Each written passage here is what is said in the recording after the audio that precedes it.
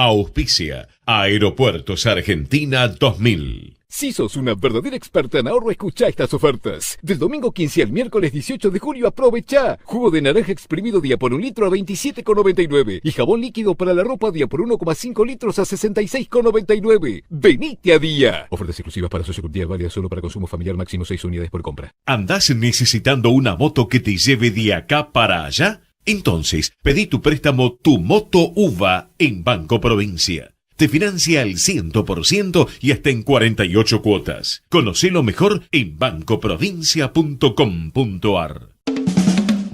Parque Eólico Arauco. Arauco 1 es un hito de independencia energética para La Rioja, uno de los primeros en tener la mayor capacidad instalada e interconectando al sistema nacional. Un cambio de paradigma en el desarrollo de la provincia, representando la confianza en la industria local y la convicción hacia un desarrollo sustentable. Parque Eólico Arauco, presente y futuro.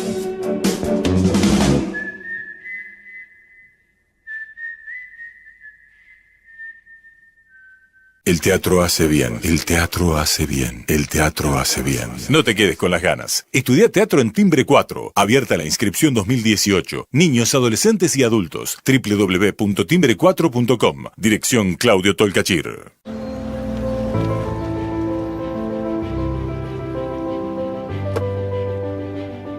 Los pájaros vuelan en B.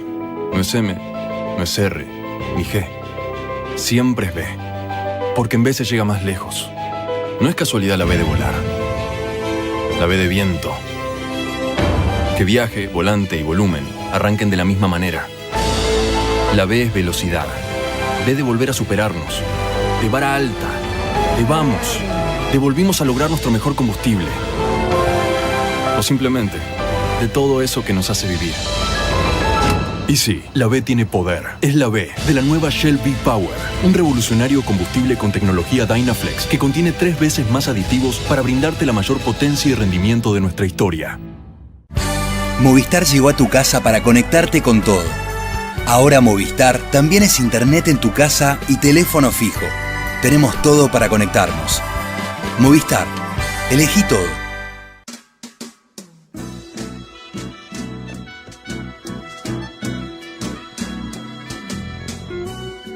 Entrevistas con los protagonistas de la política, la cultura, el espectáculo, la música y el deporte.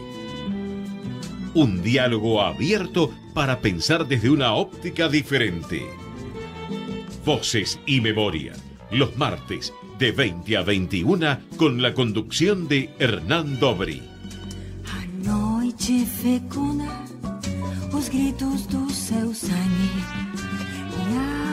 Em silêncio, à beira do grito, chego até os restos do seu amor vazio. Agora não, agora não, agora não. Buenas noches, bienvenidos a una nueva emisión de Voces y Memorias. Antes que nada, abrimos los canales de comunicación. Pueden escribirnos en @hernandobri en Twitter o hernandobri/Facebook o nos pueden seguir por el canal de YouTube de la radio, YouTube/Ecomedios 1220. Hoy nos visita un invitado muy especial. Es profesor de enseñanza media y superior en Historia, es magíster en Defensa Nacional, es egresado de la Escuela Superior de Guerra del Ejército en la maestría Historia de Guerra. Es profesor adjunto de Geoestrategia y jefe de trabajos prácticos de Geoestrategia y Geopolítica de la Universidad de Morón. Es profesor de Metodología de la Investigación del Instituto Superior de Seguridad Pública de la Policía de la Ciudad de Buenos Aires. Es investigador de la Escuela de Guerra Conjunta y del Colegio Militar de la Nación, donde se desempeña como director del proyecto El Liderazgo en la Historia Argentina. Es subteniente de reserva del Ejército Argentino. Fue profesor de Historia y Ciencias Sociales en el Instituto Modelo de Banfield, Educación Cívica en el Colegio San Martín de Tours, de Introducción al Estudio de la Cultura y la Sociedad en el CENS 26 y de Historia y Geografía en el CENS 52. Fue consultor ONU para la reforma educativa de los institutos superiores de las Fuerzas Armadas, docente e investigador del Instituto de Enseñanza Superior del Ejército, y a su vez fue profesor de Planeamiento y Educación Educativa en el Instituto de Enseñanza Superior del Ejército y de Historia Argentina en el Colegio Militar de la Nación. Se desempeñó como coordinador en los proyectos de investigación del Centro de Estudios para la Defensa Manuel Belgrano y como asesor de la Subsecretaría de Formación del Ministerio de Defensa. Hasta 2016 fue coordinador y profesor titular de Defensa Nacional, de Teorías del Estado y las Organizaciones y de Historia de las Campañas Militares en el Colegio Militar de la Nación. Hoy nos acompaña en Voces y Memorias Daniel Romano. Muchísimas gracias por haber venido. Gracias a vos por la invitación, Hernán. ¿Qué tal? Muy bien. Más allá de todo, de toda tu trayectoria que leímos. Sí, mucha presentación. Y eso lo de especial, bueno, todos somos especiales. Después de todo lo que dijiste, hasta yo tengo ganas de escucharme. Pero hay algo que tiene que ver con tu historia, que no está ni en los cargos ni en lo que estudiaste, y que tiene que ver con tu paso primero en en momentos de la dictadura, cuando fuiste secuestrado, estuviste detenido, desaparecido en Mansión Seré. ¿Cómo recordás ese momento? Bueno, en realidad previo a eso yo tuve la extraña cuestión de haber tenido la visita, entre comillas, en mi casa de las 3 Fuerzas Armadas. Fue un caso como muy raro, porque en realidad vinieron primero, supimos después de la Armada, a llevar a mi papá, que estuvo una semana, no sabemos muy bien dónde, pero bueno, no tuvo un trato ni muy malo ni muy bueno. Mi papá, bueno, falleció, era filósofo, era profesor de filosofía y, bueno, tal vez alguien habría escuchado algo que no le habría gustado, en fin, vaya a saber qué habrá sucedido. Pero bueno, después lo liberaron. Después estuve 3 días en lo que mucho tiempo después conocí también como que fue el Atlético, otro centro de detención, y estuve ahí con mi hermana. Esos fueron 3 días muy difíciles, pues eso fue de parte del ejército. Bueno, después lo liberaron. Después vino una tercera vez, una cosa muy extraña, porque bueno, alguien habría pensado que ya no nos habrían llevado, en fin, y mi hermana se puso a llorar mientras estábamos cenando en casa y le dio a entender que ya nos habían llevado. Bueno, entonces como que se fueron, cambió el clima y se fueron. Una cosa realmente fue de Macondo, fue tragicómico. Y la cuarta sí, vino gente de la Fuerza Aérea, justamente sí, me llevaron a mí solo. Me preguntaron por mí, me llevaron a mí. Ya antes me habían dicho los compañeros de la Juventud Peronista con los que yo trabajaba, bueno, que yo me fuera de mi casa, siendo que había esos antecedentes y demás. Pero yo me quedé, siempre pensaba que tal vez podrían tener alguna represalia con alguno de mis hermanos, con algún familiar, así que yo como no tenía nada que ocultar y nunca pensé que hubiera hecho nada malo más que trabajar por los pobres y ser peronista, no tenía por qué ocultarme ni nada por el estilo. Y bueno, y efectivamente me llevaron, sí, estuve... 45 días estuviste... bueno, no, un poco más, en realidad en la Mansión Seré estuve 1 mes, sí. Después estuve 2 meses en una comisaría en Aedo, y que después de 30 y pico de años pasé por ahí también, igual que por la Mansión Seré, porque trabajo en la Universidad de Morón también, así que bueno, muy cerca de ahí. Y después tuve un tiempo en la cárcel número 9 de La Plata. ¿Qué recuerdo tenés de ese paso por los centros clandestinos de detención? Bueno, se van borrando con el tiempo, ¿no? Pero hay como una memoria física también, ¿no? Al comienzo, por ejemplo, yo le tenía mucha aprehensión al tema de la electricidad, por ejemplo, ¿no? Ahora después lo fui superando, pero te quedan esos registros como físicos, ¿no? Pero bueno, yo siempre lo viví con mucha entereza, o sea, tiempos difíciles, sobre todo era demasiado triste, sobre todo escuchar en el caso de cuando estuve con mi hermana, escucharla gritar a mi hermana, por supuesto, ¿no? Aparte porque los dos vivimos cosas, digamos así, muy humillantes, muy necesariamente humillantes, ¿no? En algunos casos probé inclusive el antisemitismo, claramente. Y bueno, sí, momentos de dolor, pero bueno, yo siempre tuve mucha entereza, mucha fe. De hecho, alguna vez me tocó compartir, digamos así, el presidio en alguna habitación ahí en la Mansión Seré con alguna gente que me veía rezar y moverme y hacer gimnasia y demás, y yo un poco les contagiaba esa mística, esa alegría. Y bueno, siempre tengo presente a un viejo que se llamaba Juan Carlos Brid, que habíamos convenido que si alguno de los dos saliera iba a avisarle a la familia del otro que estaba vivo, ¿no?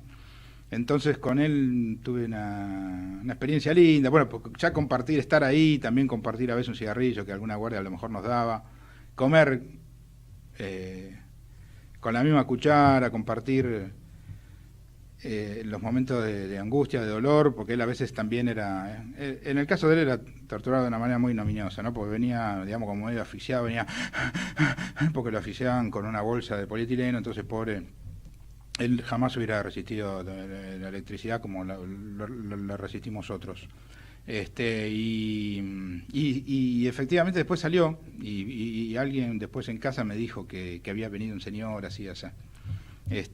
Y aparentemente después yo con el tiempo no supe más nada de él y creo que volvió a desaparecer y nunca más supe de él. Y fue sugestivo que cuando después de un mes me hicieron como una suerte, diríamos así, como de simulacro de juicio. Yo siempre estuve vendado, con los ojos vendados, estuve un mes con los ojos vendados, un mes sin mover el vientre, porque una sola vez me quisieron llevar al baño con un tipo al lado, así que un acto tan privadísimo como ese no se puede hacer con alguien al lado. Entonces estuve un mes así y al final vi que ese día no era ya una sesión de tortura ni de palos, era todo más distendido, pero yo notaba que había bastante gente ahí, más de 2 o 3. Y entonces, bueno, me preguntaban qué les parecía que deberían hacer conmigo.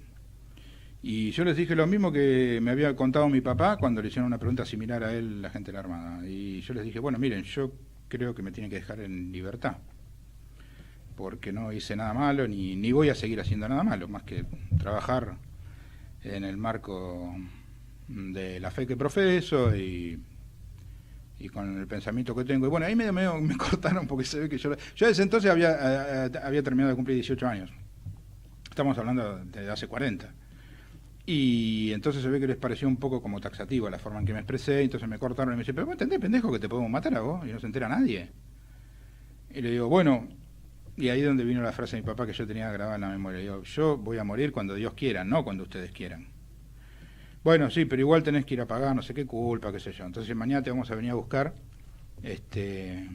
para llevarte, no sé si me dijeron a la cárcel o qué me dijeron, ¿no? Y bueno, a mí me habían sacado las zapatillas, así que no tenía ni las zapatillas. Y entonces me puse los zapatos de este Juan Carlos Brí, de este viejito, que me apretaban un poco, pero de algún modo me fui caminando con él, porque, caminando, en realidad me fui en baúl también, ¿no? Ahí viajaba mucho en baúl, que es muy poco recomendable. Es bastante feo viajar en baúl. Pero las cosas de la vida, ¿cómo es? Porque de ahí después me llevaron a un calabozo que no tenía luz y que tenía el largo de mi cuerpo y el ancho de mi brazo. Y sin embargo yo recuerdo ese momento que hoy te da como un poco de claustrofobia, como uno de los momentos y de los lugares más felices de mi vida. Porque había salido del otro. Porque había salido del infierno, ¿no? Qué paradójico. Porque ahí yo sentí de vuelta el tacletear de una máquina de escribir, las voces y demás. Y ya después de otros días pude tener la visita de un familiar y todo. Y durante ese tiempo en Mansión Celeste, ¿de qué te agarrabas para resistir? Porque no, estabas por eso, sometido a torturas todo el tiempo. tiempo. No, todo el tiempo no, tampoco fueron 6, 7 sesiones. Bueno, pero sí. No es poca cosa. Claro, no, pero un mes prorrateado a lo mejor no es tan terrible. Sí, no, y yo, por eso digo, siempre de la fe, de mi conciencia absolutamente tranquila, también de mi fortaleza, porque yo jamás cuestionaría a alguien que delató el nombre de otro, porque hay que pasar por eso para saber lo terrible que es. Y que es lo que de algún modo también no justifica, diríamos así, el tema de la tortura, es lo que lo hizo sórdido todo, ¿no? Pero bueno, a mí justamente ahí me llamaban el mudo, o sea, traía el mudo, llevaba el mudo, y entonces a mí me tenía firme la fe, la conciencia tranquila, y saber que en definitiva era muy miserable la actitud esta de agarrársela con quienes no habíamos jugado, digamos, con la lucha armada, que no habíamos tenido nada que ver con eso, y sobre todo en un tiempo en el que evidentemente acá había ya otras intencionalidades políticas que no tenían que ver con el hecho de terminar con la subversión, sino de agarrar pibes como en mi caso, o jóvenes como en mi caso, que trabajaban en un barrio. De hecho en mi casa justamente vinieron 2 veces porque mi casa la conocían en todo el barrio, nosotros nos juntábamos ahí, yo no tenía nada que ocultar. De hecho, la primera vez que fui a la unidad básica en el año 73 fui de la mano de Dante Biel, que yo era tan chico que hasta me daba la mano para cruzar la calle, y él vivía ahí abajo también, y también fueron a la casa de él. O sea, había como una militancia, digamos, muy a la luz del día, nada que ocultar. Así que yo me sostenía en que yo no tenía por qué arrepentirme de nada de lo que hubiera hecho. ¿En algún momento pensaste que no ibas a sobrevivir? No, eso lo pensé en un minuto nada más de los primeros 3 días esos que estuve en el Atlético, porque esos días que estuve en el Atlético también fueron muy, muy violentos. Fueron muy violentos porque yo estaba en un lugar que después yo supe que se conoció como La Leonera, en un lugar donde estábamos separados como por unos tabiques de cemento que parecían como para perros, cosas por el estilo, tirados en el piso. Y a mí lo que me daba mucha tristeza eran las mujeres. La indignidad por ahí de que también se tuviera que vestir a alguna mujer y el pudor. Eso fue muy, muy indignante para mí. A mí más cuando era tu hermana. Claro, no, yo ahí no vi que eso. Después mi hermana me comentó algún hecho indignante también, porque a mí también me pasó un hecho muy, muy triste.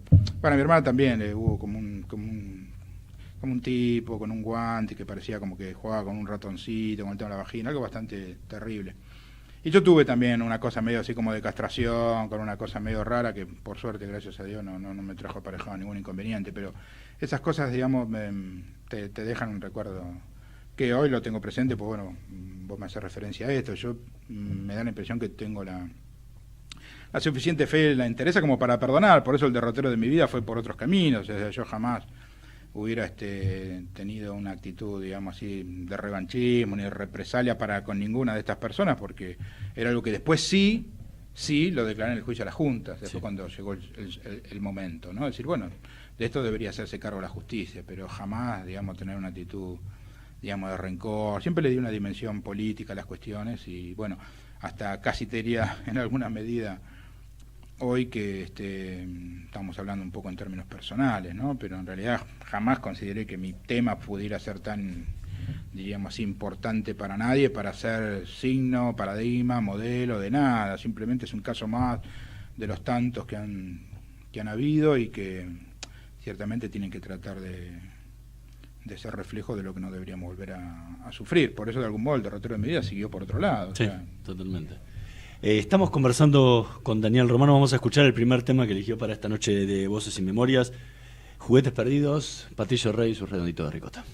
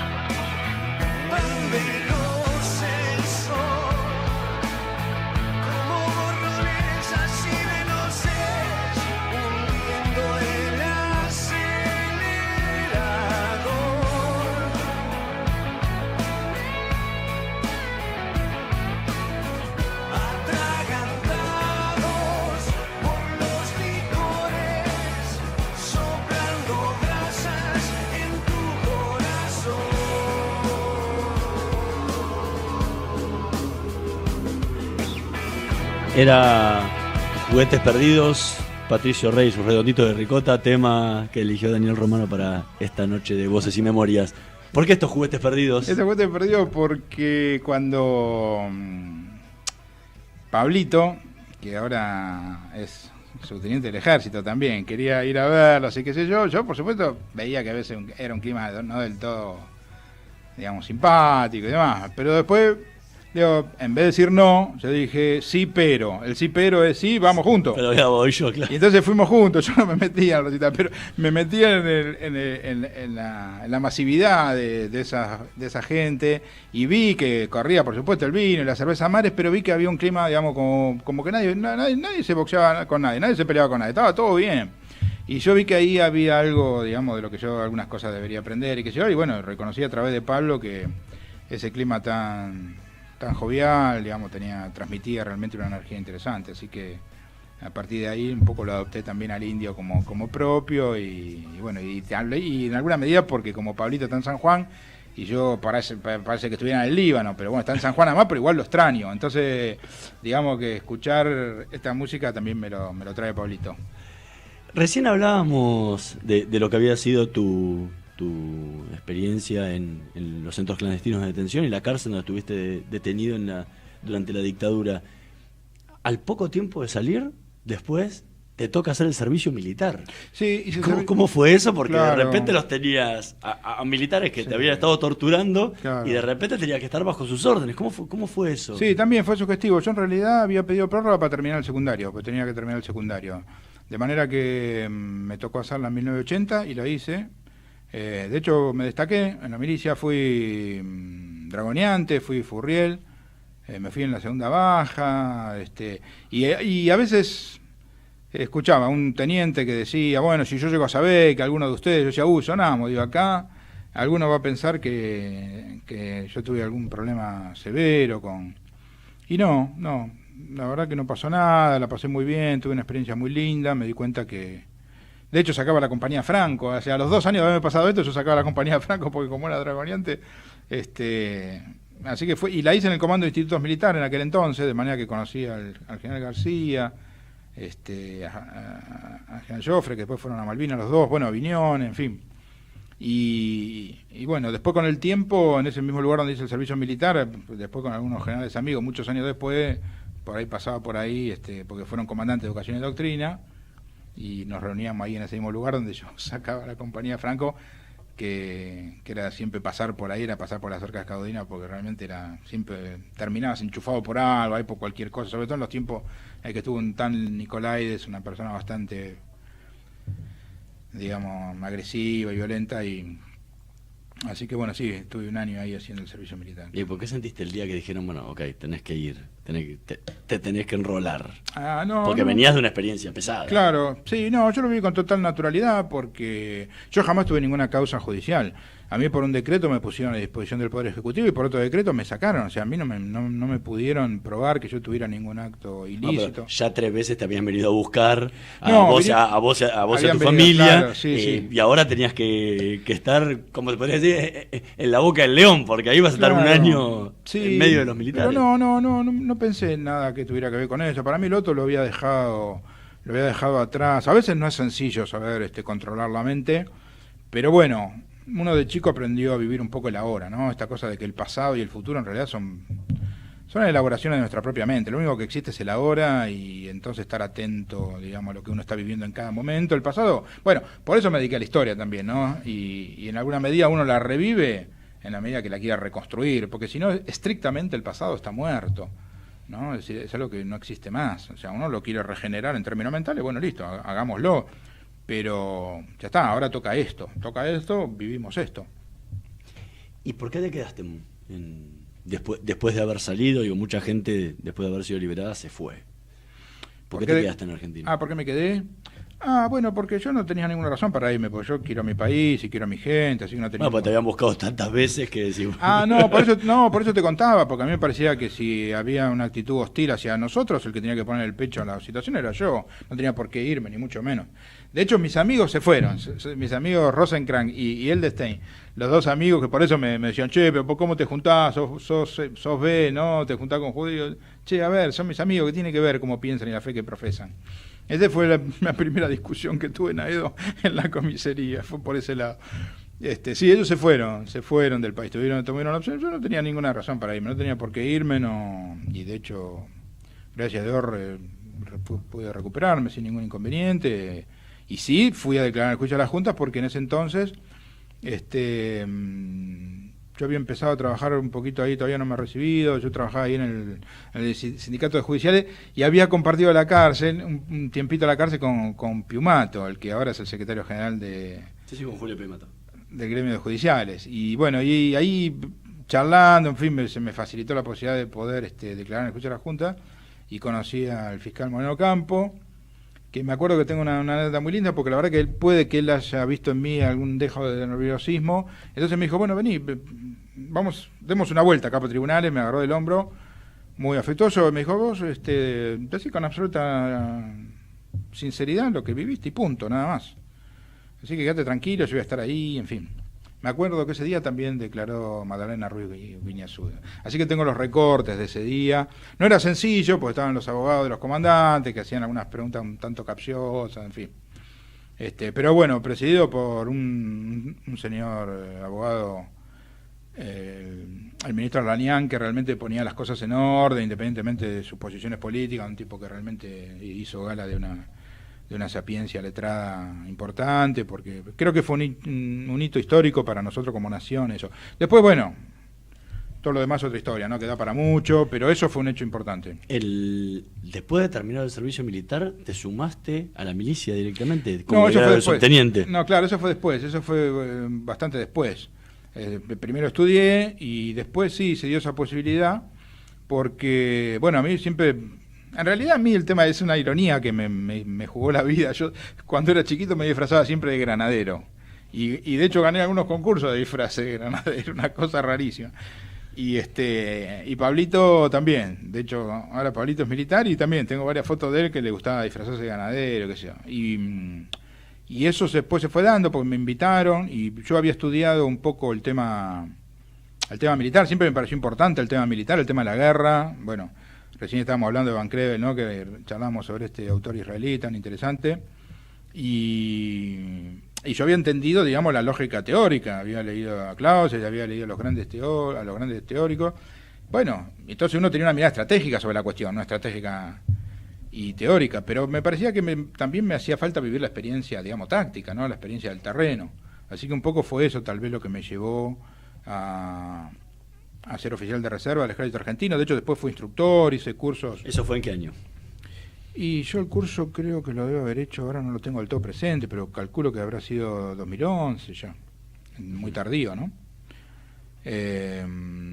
Y de hecho, bueno, fui instructor de la reserva, hice un curso de exploración también en Arana, de caballería, hice el curso de Naciones Unidas, en fin. Después los tiempos te imposibilitan un poco hacer las dos cosas bien. Yo, de hecho, cuando fui instructor, no era de esos instructores que andaba con un cuadernito y una lapicera bajo el brazo, sino que me metía, me tiraba, saltaba, hacía todo lo que tenía que hacer. Pero bueno, después las obligaciones, sobre todo académicas, las obligaciones en el colegio militar, en la escuela de guerra, en la escuela de guerra conjunta, en realidad, te imposibilitan hacer las cosas bien. Nosotros que ingresaste como subteniente ya de grande. Sí, de grande, y de hecho recibimos el mando ese en el patio de honor del colegio militar, donde yo de hecho enseño en el colegio, así que pasar por ese patio para mí es muy significativo, pues no solo ahí se recibió a mi hijo, sino que yo me recibí inclusive antes que él. Así que de hecho estuvimos en el terreno con mi hijo, fue una experiencia muy linda, con algunos también de mis camaradas. Pues estuvimos en el terreno con Pablito, que fue una experiencia realmente muy muy linda, muy sentida. Yo aprendí muchas cosas de Pablito también, porque Pablito era cadete, pero obviamente Pablito es estrictamente un militar, entonces yo aprendí muchas cosas del terreno gracias a él, a resistir, en fin, la sed, en fin, a correr, a muchas cosas, ¿no? Tuve todo un año, tuve todo un día con Pablo de instrucción, era subinstructor de primer año, y yo tuve la gentileza de parte de un teniente primero en ese entonces, permitirme por Monte Caseros en Corrientes ver si lo encontraba Pablito, que estaba desplegado. Fue buscando el soldado de Ryan, porque yo iba con un Unimog a ver dónde estaba Pablito, y fue a un lado, fue a otro. En uno había un romano, pero no era él, tal cual, hasta que finalmente di con él y lo fueron a buscar, y él no esperaba encontrarme a mí, que yo venía todo andrajoso porque había estado en el terreno. Entonces tenemos una foto de ese encuentro, y Pablito realmente tuvo mucha alegría de que yo lo hubiera buscado y lo hubiera encontrado, y todo ese día compartimos la instrucción con primer año. Así que para mí moverme con primer año fue difícil, pero yo sentía que tenía que poner lo mejor de mí, porque no hace cosa que los chicos de primero después a Pablito le dijeran, che, tu viejo. Entonces yo ponía toda la garra y me quedé hasta el final, tuve toda la instrucción, y fue muy interesante porque después de una mañana muy ajetreada, nosotros donde estábamos parando en el back nuestro teníamos de algún modo el rancho cercano, pero acá llegaba el mediodía y yo ya estaba sacando mi bolsa de completamiento, pasé y dice, no, pero ahora vamos a comer. Y entonces hicimos una larga marcha hasta la ruta, que era donde pasaba el último con la comida. O sea, tuvimos hechos con Pablo ahí muy, muy fuerte. Tengo un recuerdo muy grato de haber compartido esa instrucción ahí en Monte Casero. Estamos conversando con Daniel Romano. Vamos a hacer una pequeña pausa y volvemos en un minutito con más Voces y Memorias. Vamos la radio, somos tu voz. Vamos con Eco, siempre la verdad y la mejor información. ¡Ay, pero qué tarde que se me hizo! Me tengo que apurar porque si no, no llego.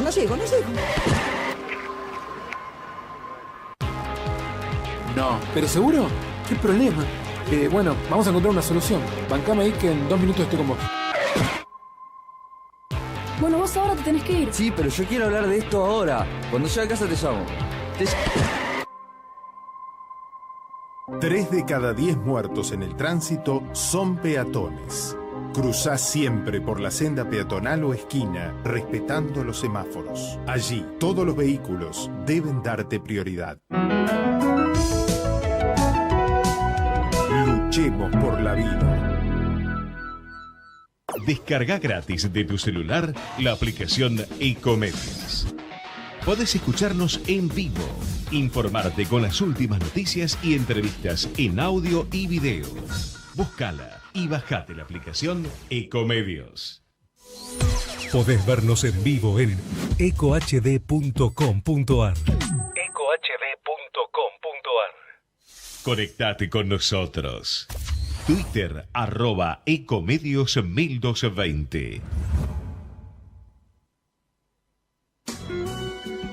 Voces y Memoria. Una hora con los protagonistas de la política, la cultura, el espectáculo, la música y el deporte, para pensar desde una óptica diferente.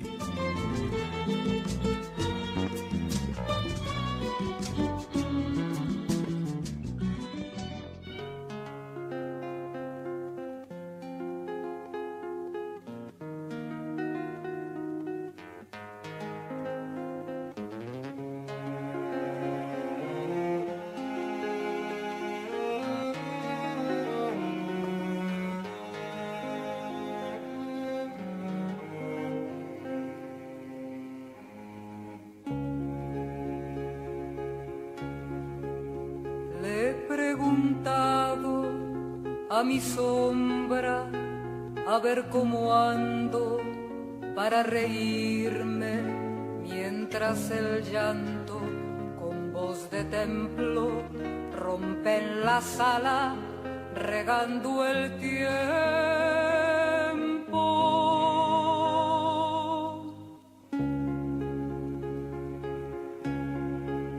Mi sombra dice que reírse es ver los llantos como mi llanto, y he callado desesperado y escucho entonces la tierra llora. La era está pariendo corazón no puede más, se muere de dolor y hay que acudir corriendo pues se cae el porvenir a cualquier selva del mundo, a cualquier calle.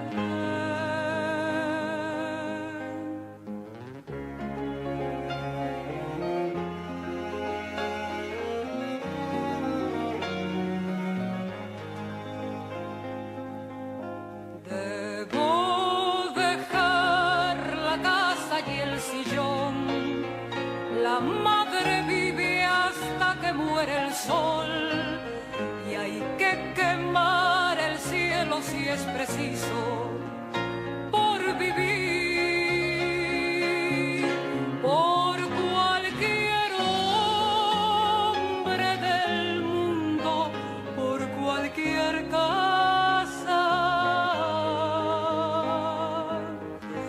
Debo dejar la casa y el sillón. La madre vive hasta que muere el sol y hay que quemar el cielo si es preciso por vivir, por cualquier hombre del mundo, por cualquier casa, por cualquier hombre del mundo, por cualquier casa.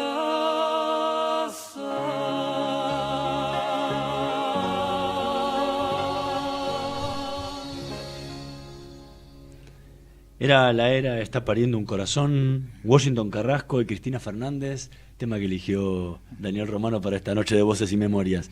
¿Por qué este tema? Bueno, por cualquier hombre del mundo, ¿no? O sea, sobre todo aquello de Hannah Arendt, ¿no? Un poco lo de Malraux, ¿no? La condición humana, a ver, podemos tener diferencias, pude haber tenido algún dolor, pudimos haber tenido lo que pasó, pero tratar siempre de recortar esas aristas extremosas, ¿no? Sobre todo el tema este de los conversos tardíos, ¿no? De los que estamos a veces tan munidos en algunas cosas, ¿no? Es decir, es como que vos decís, che, a ver, pará, calmate, ¿querés ir a misa, andar los domingos? No hay que ir todos los días. O sea, ¿qué te pasó que tenés tanto odio? Si a los que nos pasó alguna cosa no lo tenemos. Entonces cualquier hombre, ¿no? Cualquier hombre, en el fondo, mi hermano, piense como piense. Bueno, y eso que contás es parte de lo que te pasó en tu vida, ¿no? Porque terminaste no solamente uniéndote a la milicia, sino siendo profesor del colegio militar, de la escuela de defensa, o sea, en el lugar donde la mayoría de quien sufrió las torturas en la dictadura sería el último lugar donde iría a trabajar o iría a vivir su vida diaria, en tu caso fue el lugar que elegiste para vivir. Sí, sí, y de hecho jamás hice ni mucho menos política con mi dolor, ni nada por el estilo, ni jamás los cadetes conocieron, por lo menos por mí, mi situación, lo que había pasado. Sí, en cambio, mi historia la conocieron siempre, todos los directores del colegio, los comandantes de educación y doctrina. ¿Y cómo lo tomaban? No, bien, muy bien. Siempre me tuve, digamos, muchísimo afecto. Jamás a nadie se le ocurrió que por lo que me hubiera pasado hace tantísimo tiempo yo podía tener alguna objeción. De hecho, yo siempre que trabajé ahí, trabajé a través de concursos, o sea, integré en las cátedras por concursos, de manera que, no, siempre muy buena acogida, sobre todo en los oficiales superiores, y bueno, no es cuestión ahora tampoco hacer referencia a nadie en especial, pero de hecho, quienes hoy presiden estamos yo conjunto y el ejército son mis amigos. De manera que he tenido siempre ahí una relación de amistad muy grande, y sobre todo, bueno, inclusive con los cadetes. De manera que se daba la paradoja de que algunos cadetes, cuando yo hice el curso de oficiales de reserva, eran mis subinstructores como cadete, y después yo era profesor de ellos en el aula. Así que jugábamos con ese tema de que no se zarpe conmigo en el terreno, porque yo se las iba a devolver en el aula. Así que se dieron vínculos muy afectuosos, muy lindos, con chicos que hoy ya son subtenientes.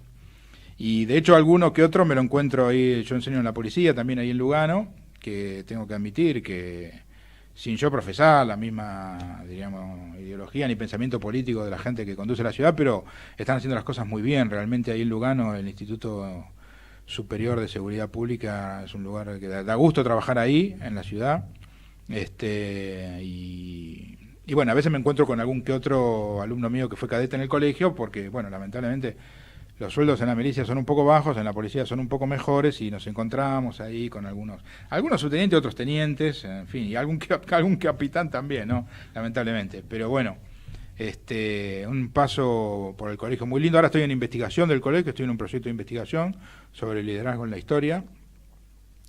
Dependo ahí de la secretaría de la Secretaría de Investigación que preside el coronel Pablo Rolando. Y bueno, estoy en la Escuela de Guerra Conjunta, en otro proyecto de investigación, en fin, con algunos generales amigos también. ¿Qué te atrajo de la vida militar? Bueno, mira, lo principal que me atrajo fue, aunque te parezca mentira, es esa capacidad resolutiva de algunas cosas, pues de hecho es lo que más heredé, ¿no? Es decir, la voluntad de entender, digamos, como una lógica que en definitiva es la que garantiza en alguna medida. Bueno, hace un rato conversábamos, ¿no?, sobre el tema de Israel, por ejemplo, ¿no? ¿Qué sería Israel sin un ejército tan eficiente como ese? ¿Dónde estaría su soberanía? ¿Dónde quedaría, digamos, su posibilidad de hacer sentir su voz en el concierto de las naciones? Lo mismo para todos los estados, para todas las naciones, ¿no? Es decir, la lógica militar en algún punto es aquello que veíamos hace un ratito, conversábamos, ¿no?, ante Clausewitz, ¿no? Es decir, es la continuación de la política por otros medios, pero también es otro instrumento del que de algún modo disponen los estados para ser respetado, ¿no?, en el concierto de las naciones. Es decir, por eso es un poco triste también hoy lo que vive la Argentina en alguna medida, ¿no? Es decir, no es bueno quedar en un estado de virtual indefensión, sobre todo porque nosotros, bueno, tenemos, como vos conocés bien y has historiado y has con mucha riqueza argumental escrito, digamos, hemos tenido un conflicto en el 82 y bueno, tenemos parte del territorio, digamos, que reivindicamos como propio intrusado, y bueno, algún día vamos a tener que tener alguna capacidad disuasiva para podernos a conversar seriamente sobre esa cuestión. Y bueno, por eso también en alguna medida di con vos, ¿no? Porque conociendo el tema de Malvinas como lo conozco, siempre me interesó también algo poco conocido por muchos, que es la, casi diría en alguna medida generosa, actitud de Israel para con la Argentina durante el conflicto de Malvinas, que todo el mundo por desconocimiento no ha tenido presente, y sin embargo a mí me parece que esa suerte de extremo occidente, que es Israel, independientemente del conflicto palestino, que tiene sus aristas y que por supuesto uno no deja de ver que lo mejor es tener dos estados como corresponde y como manda Naciones Unidas, pero hasta que eso se concrete, bueno, Israel es un país que en términos militares para Argentina puede ser en términos militares, más que en seguridad, más que con lanchitas para prefectura, ¿no? En términos militares me refiero, podría ser de gran importancia para empezar a reequipar en alguna medida las Fuerzas Armadas, ¿no? Estamos conversando con Daniel Romano, vamos a escuchar el último tema que eligió para esta noche de Voces y Memorias, Ángeles de la Bicicleta, León Gieco y Demente.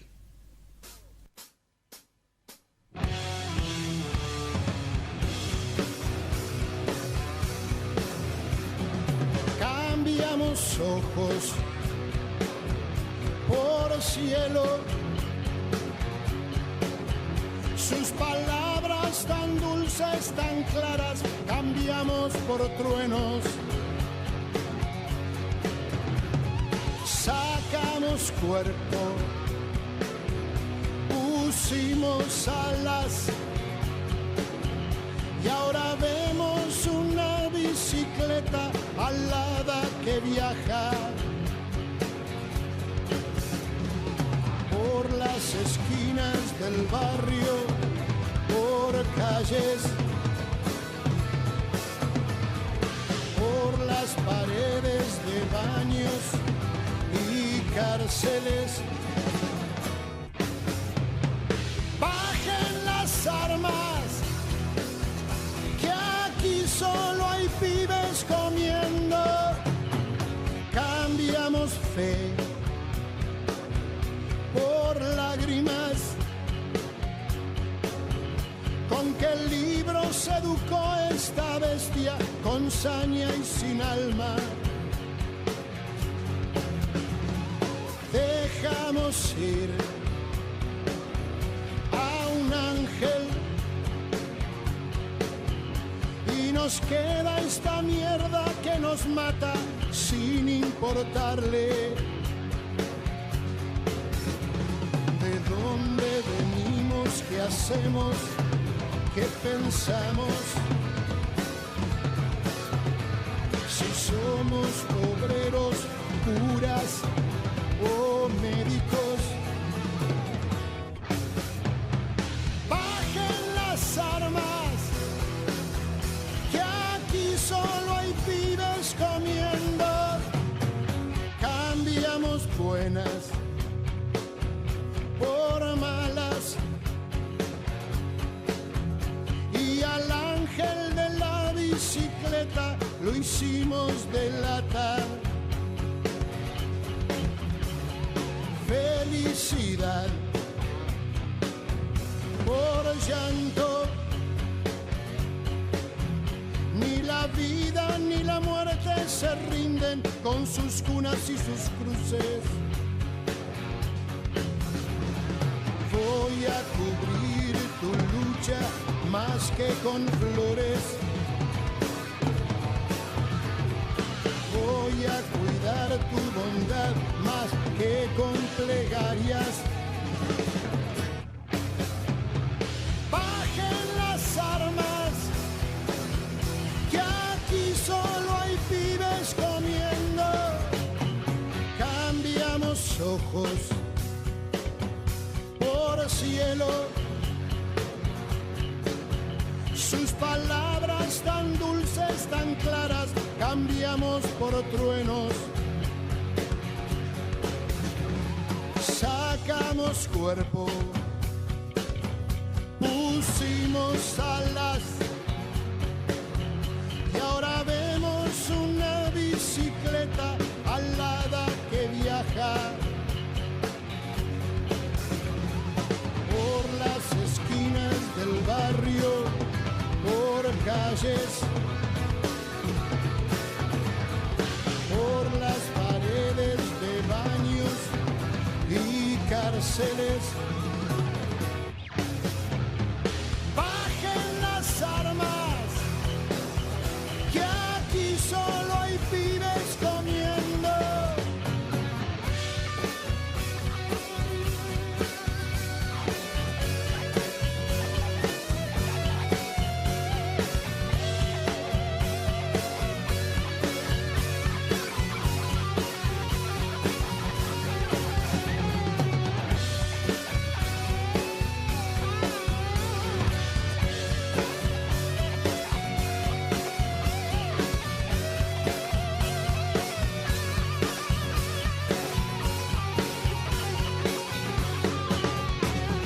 Bajen las armas.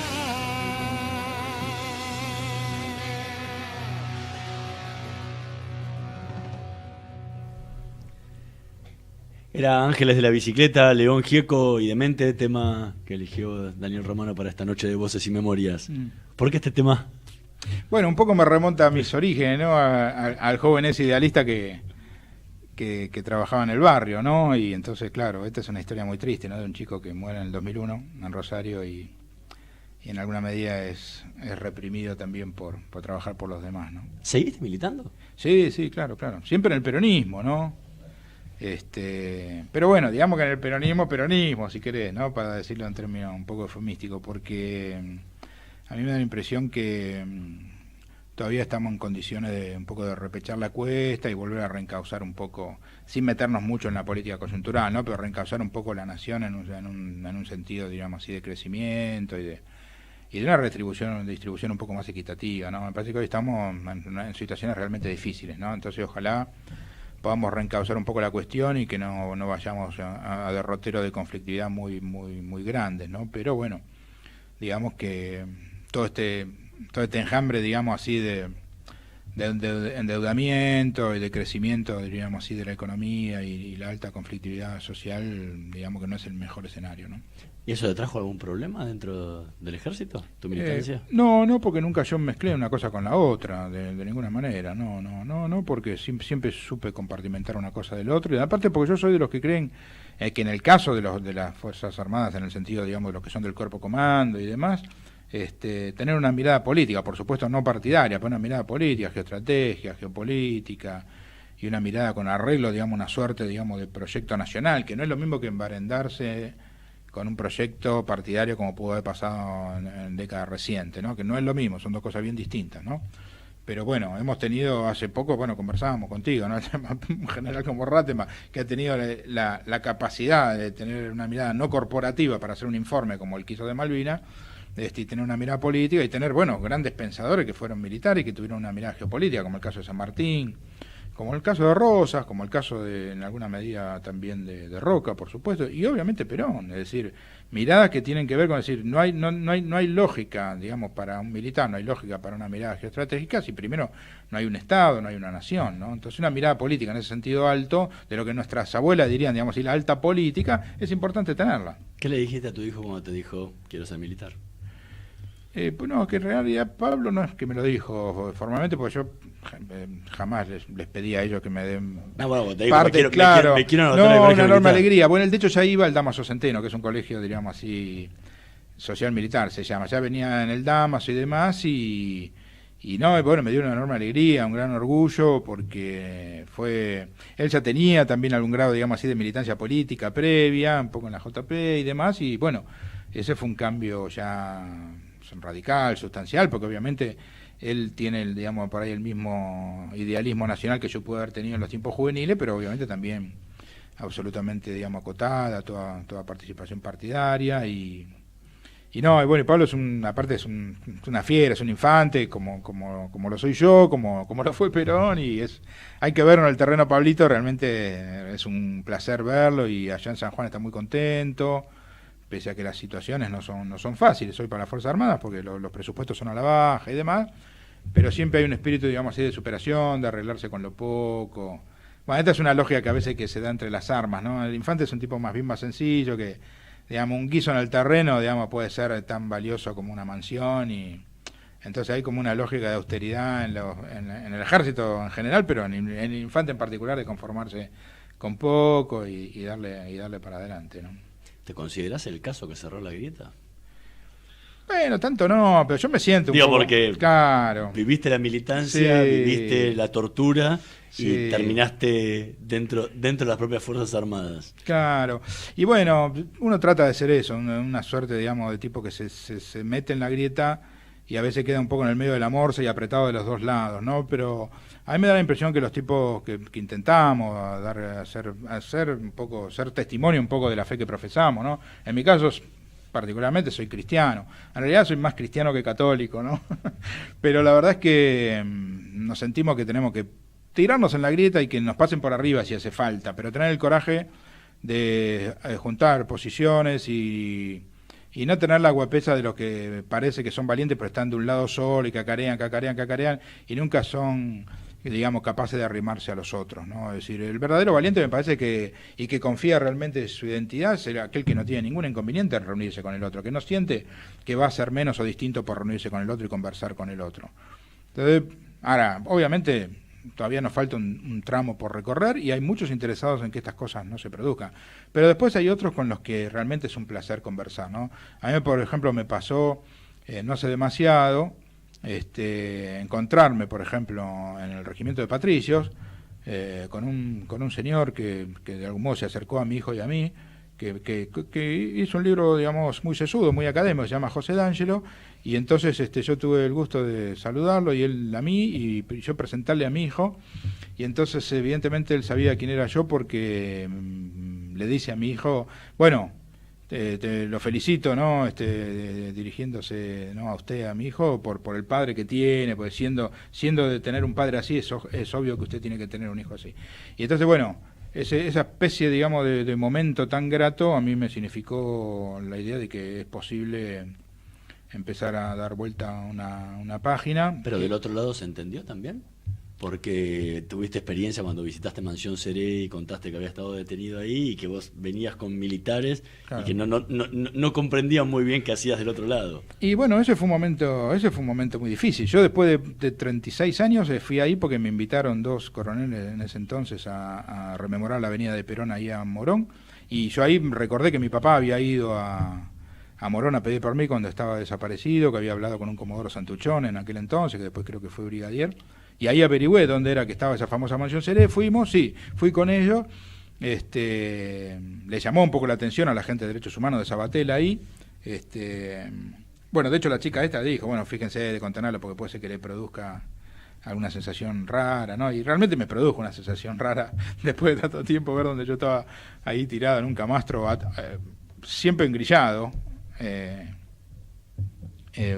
Así que bueno, dormir con los grillos en los pies y en la mano es medio incómodo un mes. Así que bueno, trajo recuerdo. Pero después pasó que querían, digamos, como tenerme como un virtual trofeo o algo por el estilo, porque me llamaba. Yo le decía que no me interesaba hacer derecho humanismo, ni mucho menos política con mi dolor, ni nada que se le parezca, que para mí. Pero bueno, insistieron, hasta que un día me invitaron a un evento y yo tuve ahí muchas diferencias, porque en ese evento de la Nación Seré iba a hablar Horacio Berbisky. Y entonces yo le dije que yo no tenía sentido que fuera a escuchar a aquel que arreglaba con la fuerza que a mí me torturaba. Era Daniel Romano que nos acompañó hoy en esta noche de Voces y Memorias. Muchísimas gracias por haber compartido todos estos recuerdos con nosotros. Bueno, muchas gracias a vos, hermano. Nosotros nos vamos a reencontrar la próxima semana en una nueva edición de Voces y Memorias. En la operación técnica Javier Martínez. Nos vemos el próximo martes. Chao. Auspicio Aeropuertos Argentina 2000. Si sos una verdadera experta en ahorro, escuchá estas ofertas. Del domingo 15 al miércoles 18 de julio, aprovechá. Jugo de naranja exprimido día por 1 litro a 27,99. Y jabón líquido para la ropa día por 1,5 litros a 66,99. ¡Venite a día! Ofertas exclusivas para socios con día, válida solo para consumo familiar, máximo 6 unidades por compra. ¿Andás necesitando una moto que te lleve de acá para allá? Entonces, pedí tu préstamo Tu Moto UVA en Banco Provincia. Te financia al 100% y hasta en 48 cuotas. Conocelo mejor en bancoprovincia.com.ar. Parque Eólico Arauco. ¿Sabías que un generador de 2.1 megawatts genera suficiente energía para abastecer 2.800.000 hogares por año y el equivalente necesario para regar 2.900 hectáreas de olivos anualmente? Significa no emitir 3.700 toneladas de dióxido de carbono al año. Asimismo, con su potencia de 50 megawatts, permite un ahorro anual de combustible de más de $12 millones. Parque Eólico Arauco. Presente y futuro. El teatro hace bien, el teatro hace bien, el teatro hace bien. No te quedes con las ganas. Estudia teatro en Timbre 4. Abierta la inscripción 2018. Niños, adolescentes y adultos. www.timbre4.com. Dirección Claudio Tolcachir.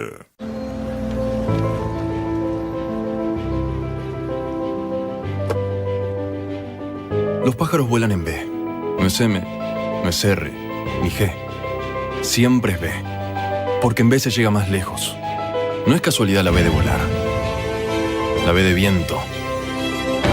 Que viaje, volante y volumen arranquen de la misma manera. La B es velocidad. B de volver a superarnos. De vara alta. De vamos. De volvimos a lograr nuestro mejor combustible. O simplemente, de todo eso que nos hace vivir. Y sí, la B tiene poder. Es la B de la nueva Shell V-Power, un revolucionario combustible con tecnología Dynaflex que contiene 3 veces más aditivos para brindarte la mayor potencia y rendimiento de nuestra historia. Movistar llegó a tu casa para conectarte con todo.